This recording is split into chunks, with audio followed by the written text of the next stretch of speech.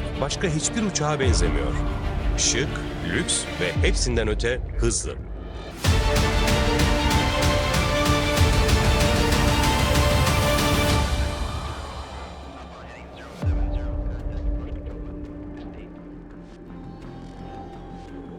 ...2000'li yılların sıcak bir yaz günü, Temmuz ayının 25'i, Paris. Gökyüzünün en hızlı yolcu uçağı pistte bekliyor. Sıradan bir uçak değil bu. Ses hızını aşabilen, insanları saatler içinde kıtalar arası taşıyan, yıllarca kusursuz bir sicille uçmuş bir efsane. Onu izleyen herkes aynı şeyi düşünüyor. Bu uçak durdurulamaz. Ama o gün, kalkıştan sadece birkaç dakika sonra her şey geri dönülmez şekilde değişecek. Ve havacılık tarihinin en ikonik uçağı ilk kez bir felaketle anılacaktı.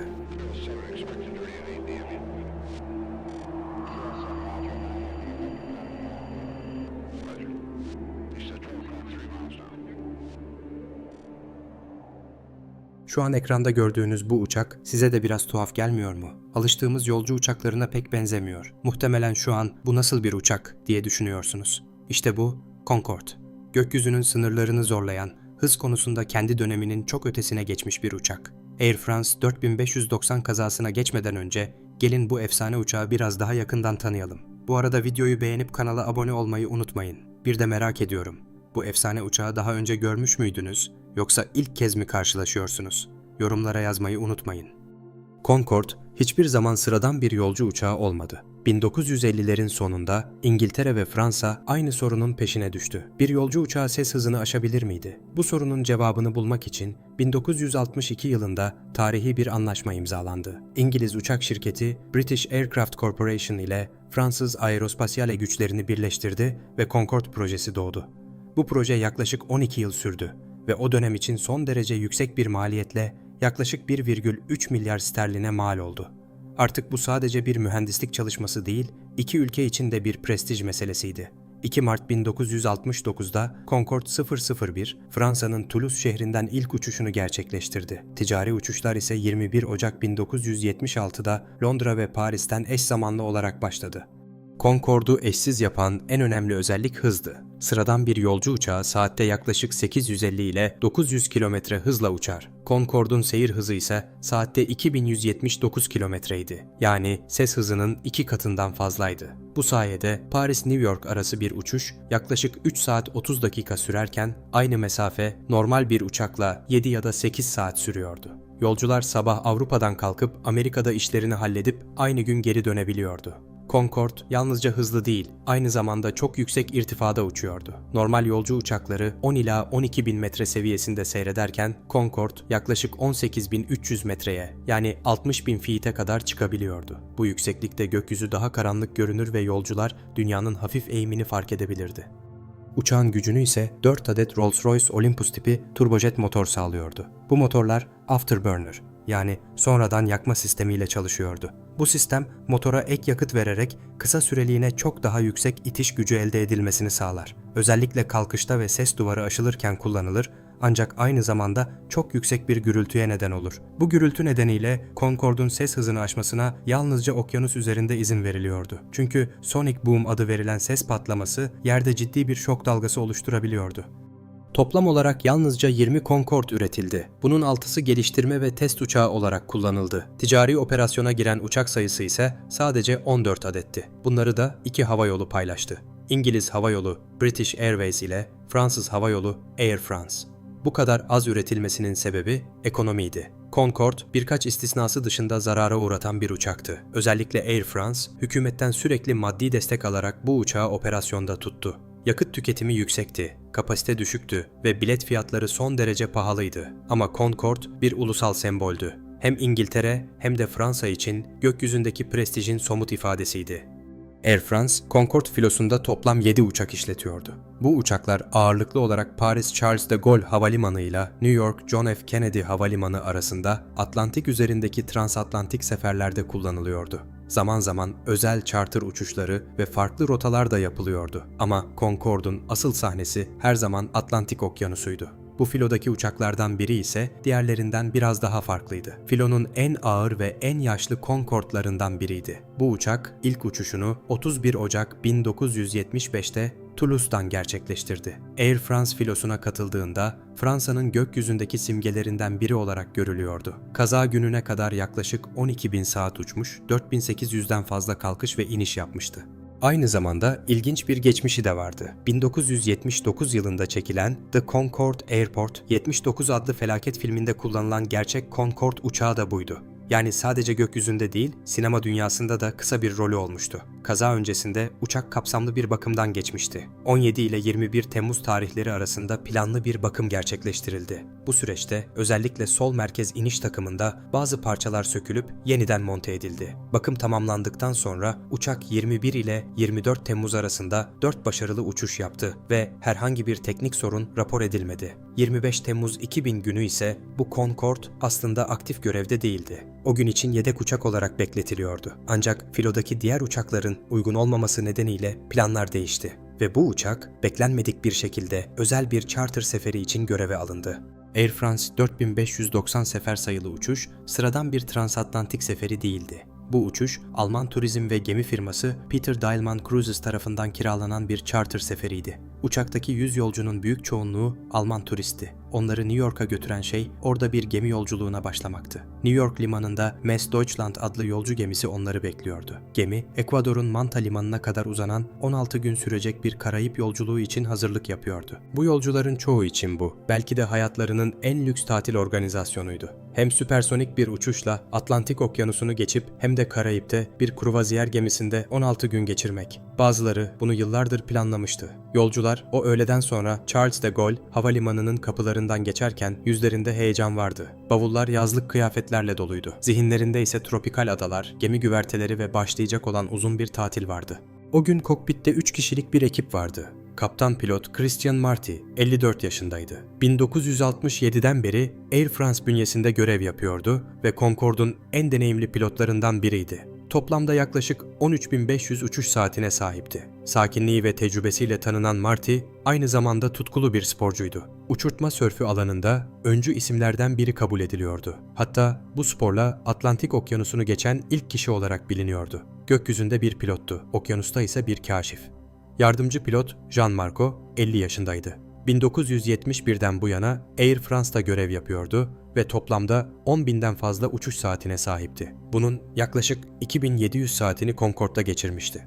Uçuş mühendisi Gilles Jardinaud ise 58 yaşındaydı ve o da filonun en tecrübeli isimlerinden biriydi. 1968'den beri Air France'da çalışıyor, 12.000'den fazla uçuş saatine sahipti. Concorde üzerindeki deneyimi de oldukça yüksekti. Kabin tarafında ise 6 kişilik bir ekip görev yapıyordu. En kıdemli isimlerden biri 22 yıllık deneyimiyle Brigitte Cruzet'ydi. Daha genç ekip üyelerinden biri olan Virginie Le Guadec ise 14 yıldır Air France bünyesindeydi. Uçuş öncesi hazırlıklar tamamlandı. Hava koşulları uygundu. Yakıt hesaplandı ve yüklendi. Tüm sistem kontrolleri yapıldı. Her şey planlandığı gibiydi. Saat 16.42'de kapılar kapandı. Paris Charles de Gaulle havalimanında o gün hava açıktı.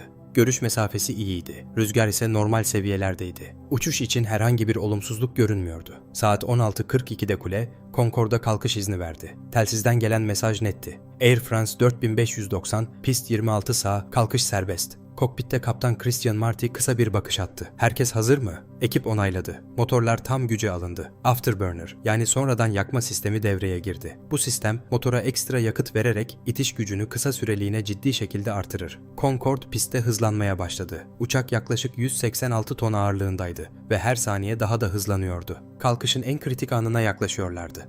Havacılıkta V1 adı verilen bir hız vardır. Bu, kalkış karar hızıdır. Pilotlar bu hıza kadar bir sorun yaşarsa kalkışı iptal edebilir. Ancak bu hız aşıldığında artık geri dönüş yoktur. Ne olursa olsun kalkışa devam etmek zorundadırlar. Ve Concorde bu noktaya yaklaşırken pistte kimsenin fark etmediği bir şey vardı. Görünmez bir tehlike. Ama o anda ne kokpitteki ekip ne de kule henüz bunun farkında değildi. Concorde pistte hızlanırken birkaç dakika önce aynı pistten başka bir uçak kalkmıştı. Continental Airlines'a ait bir Dision Newark'a gitmek üzere havalanmıştı. Ancak bu uçak kalkış sırasında fark edilmeden pistte bir parça bıraktı. Motorundan kopan ince bir metal şerit yaklaşık yarım metre uzunluğundaydı. Küçük, yassı ve neredeyse görünmezdi. Pistin üzerinde öylece kalmıştı. Ve tam o anda Concorde yüksek hızla bu parçanın üzerine geldi. Sol merkez iniş takımındaki lastiklerden biri metal parçanın üzerinden geçti. Ardından şiddetli bir patlama meydana geldi. Kopan lastik parçası olağanüstü bir hızla savruldu. Artık bir lastik değil, adeta bir mermi gibiydi. Doğrudan sol kanadın altına çarptı. Yakıt tankı delinmedi ama oluşan darbe tankın yapısında büyük bir yırtık açtı ve o anda binlerce litre yakıt dışarı fışkırmaya başladı. Artık her şey için tek bir şey yeterliydi. Küçük bir kıvılcım.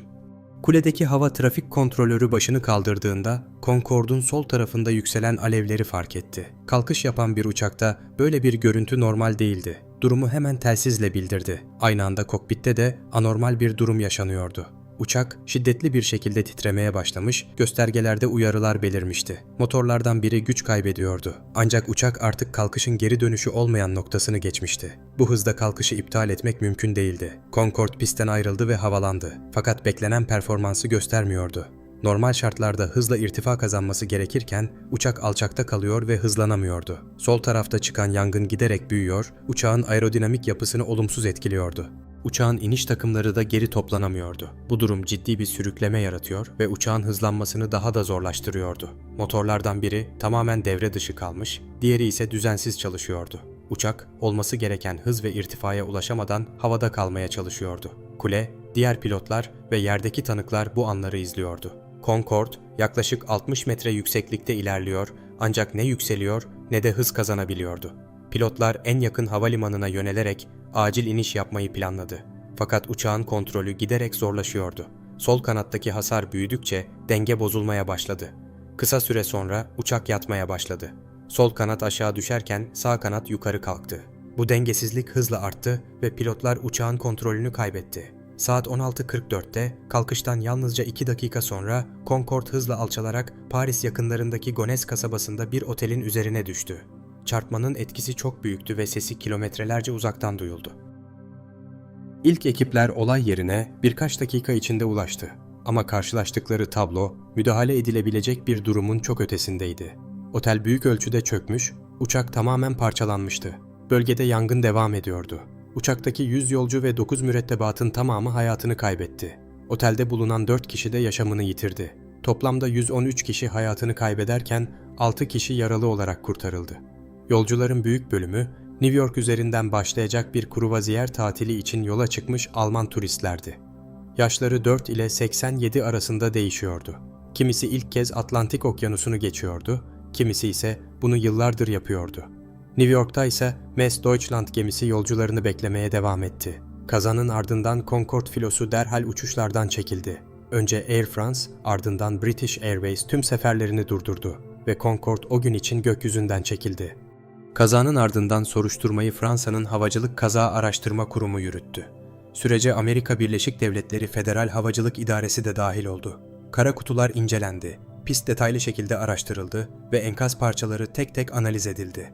Elde edilen bulgular, olay zincirinin kalkıştan birkaç dakika öncesine uzandığını gösterdi. Aynı pistten havalanan Continental Airlines'a ait DC-10 uçağından kopan bir metal parça, kazanın ilk halkasıydı. Bu parça, kısa süre önce yapılan bir bakım sırasında hatalı şekilde değiştirilmişti. Üretici, parçanın paslanmaz çelik olması gerektiğini belirtmesine rağmen uyumsuz bir titanyum alaşımı kullanılmıştı.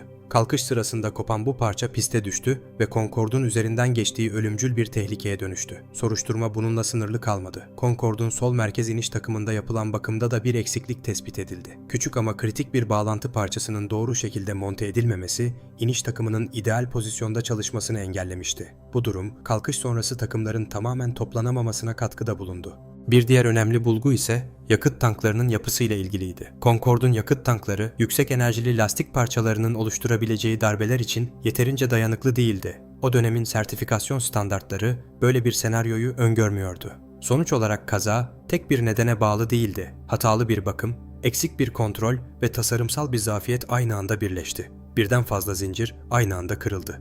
Kazanın ardından açılan davalarda Continental Airlines sorumluluk tartışmalarının merkezinde yer aldı.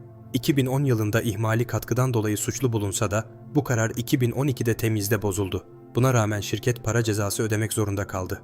Olaydan sonra Concorde için kapsamlı bir mühendislik süreci başlatıldı. Yakıt tankları kevlarla güçlendirildi, lastikler daha dayanıklı hale getirildi ve iniş takımı bölgesinde koruyucu yapılar yeniden tasarlandı. Yapılan bu değişikliklerin ardından Concorde 7 Kasım 2001'de yeniden uçuşlara döndü. İlk seferde herkesin gözü bu uçaktaydı. Paris'ten havalanan Concorde, New York'a sorunsuz şekilde indi. Yolcuların alkışları bu dönüşün sembolü oldu. Ancak artık şartlar değişmişti. 11 Eylül 2001 saldırıları sonrası transatlantik uçuşlara olan talep ciddi şekilde azaldı. Lüks hava yolculuğu eski cazibesini kaybetmişti. Üstelik Concorde'un yüksek bakım ve işletme maliyetleri hava yolları için giderek daha büyük bir yük haline geliyordu. Sonunda karar verildi. Air France filosunu Mayıs 2003'te emekliye ayırdı. British Airways ise Ekim 2003'te Concorde uçuşlarını tamamen sonlandırdı. 24 Ekim 2003'te son Concorde Londra Heathrow Havalimanı'na indi ve motorları kapatıldı. 27 yıllık bir dönem böylece sona erdi. Bugün dünyanın çeşitli müzelerinde sergilenen Concorde'ların başına geçen ziyaretçiler hala aynı duyguyu yaşıyor. Bu kadar ince ve uzun bir gövde, bu kadar sivri bir burun, bu kadar az kanat. Nasıl uçuyordu ki? Air France 4590 kazası ise havacılık tarihinin en çarpıcı zincirleme olaylarından biri olarak kayıtlara geçti. Küçük bir bakım hatasıyla başlayan süreç, tasarımsal bir zafiyetle birleşti ve sonunda 113 insanın hayatına mal oldu. Ancak bu trajedi havacılık dünyası için önemli dersler bıraktı. Yakıt tanklarının korunması güçlendirildi, pist kontrolleri daha sıkı hale getirildi ve parça standartlarına uyum denetimleri yeniden düzenlendi. Concorde artık uçmuyor. Ama onun hikayesi ve bu kazanın öğrettikleri bugün hala gökyüzünde uçan her uçağın güvenliğinde yaşamaya devam ediyor. 25 Temmuz 2000'de o uçağa binen insanlar bir yolculuğa değil hayallerine doğru gidiyordu. Kimisi Karayipler'de bir tatili, kimisi New York sokaklarını düşünüyordu. Ama o uçak Paris'i bile terk edemedi. Bu videoda aktardığımız bilgiler, Fransa Havacılık Kaza Araştırma Bürosu'nun resmi raporları, Amerika Birleşik Devletleri, Federal Havacılık İdaresi'nin analizleri, görgü tanıklarının ifadeleri ve farklı havacılık araştırmalarına dayanmaktadır. Anlatımın akıcılığı için bazı sahneler hikayeleştirilmiş şekilde kurgulanmıştır. Ancak tüm teknik detaylar ve olayların kronolojisi Air France 4590 sefer sayılı uçuşun gerçek kaza kayıtlarına dayanmaktadır. Ve bu kaza, Concorde tipi yolcu uçaklarının tarihteki ilk ve tek ölümcül kazası olarak kayıtlara geçmiştir. Eğer bu video sizi düşündürdüyse, görüşlerinizi yorumlarda bizimle paylaşabilirsiniz. Ayrıca ele almamızı istediğiniz başka bir havacılık olayı varsa onu da yazmayı unutmayın. Videoyu beğenmeyi, kanala abone olmayı ve bildirimleri açmayı unutmayın. Bu içeriklerin devamı tamamen sizin desteğinize bağlı. Bir sonraki videoda görüşmek üzere. Kendinize iyi bakın. In your hands I lay my fears.